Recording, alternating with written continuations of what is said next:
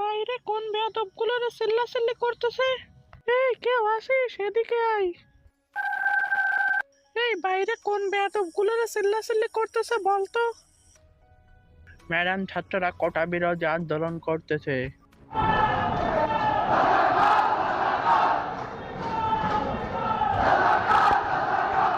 এবার তুই দেখবি এই বেয়াদবগুলোকে আমি কি করি।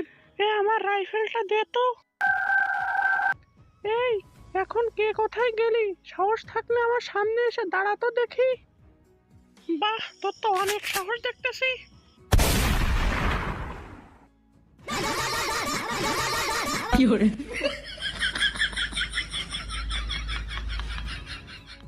মোদিজি, আমি আপনার কাছে চলে এসেছি। বাংলাদেশের মানুষ আমাকে তাড়া করেছে।